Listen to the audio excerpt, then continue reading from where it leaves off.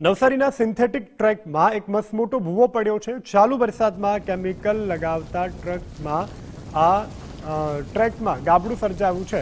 Track બનાવનાર એજન્સીની કામગીરી ઉપર પણ સવાલો ઊભા થઈ રહ્યા છે। નવસારી મનપા દ્વારા ફાળવાયા હતા 4 કરોડ રૂપિયા। રમતવીરોની માટે તૈયાર થઈ રહ્યો છે આ ટ્રેક। મેયરના નિરીક્ષણ બાદ પણ કામમાં ઘોર બેદરકારી દર્શાવવામાં આવી। કરોડોના પ્રોજેક્ટ પહેલા જ વરસાદમાં ધોવાણ થયું છે।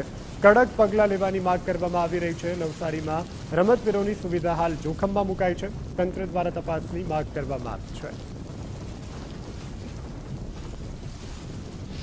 શહેરના રમતવીરો માટે અને ખાસ તો સરકારી પરીક્ષાઓની તૈયારી કરતા પરીક્ષાર્થીઓ માટે મનપા દ્વારા લુંચીકુઈ મેદાનમાં સિન્થેટિક ટ્રેક બનાવવાની કામગીરી હાલમાં કરવામાં આવી રહી હતી। હાલમાં જ 15 થી 20 દિવસ પહેલા આ સિન્થેટિક ટ્રેકની કામગીરી કરવામાં આવી હતી, જેના કારણે જ હાલમાં અહીંયા ભૂવો પડેલો નજરે પડી રહ્યો છે।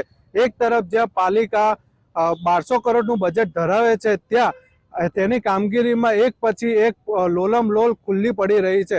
એક તરફ જ્યાં લોકોને આશા હતી કે મનપા બન્યા બાદ લોકોની સુવિધામાં વધારો થશે, ત્યાં બીજી તરફ એક પછી એક પોલ ખુલતાની સાથે જ લોકો પાલિકા સમક્ષ પોતાનો આક્રોશ વ્યક્ત કરી રહ્યા છે। બીજી તરફ ત્યાં જે ભૂવો પડે તેની આગળ પણ હાલમાં જ આપણે જોઈએ કે આ આગળની જમીન પણ દબાઈ ગયેલી જોવા મળી રહી છે, જેના કારણે સિન્થેટિક ટ્રેકનું કામ કરતી એજન્સી સામે ઘણા પ્રશ્નો ઉઠ્યા છે।